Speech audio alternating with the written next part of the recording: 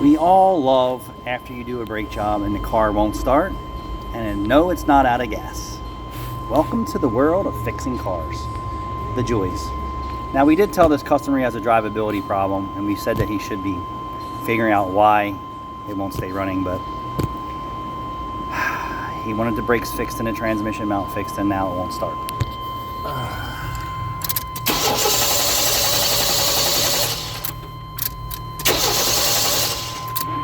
No fuel pressure.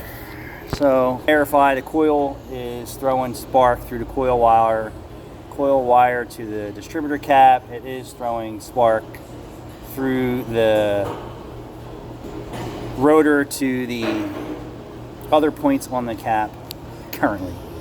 We all know how old school GM distributors work. But now I got no fuel.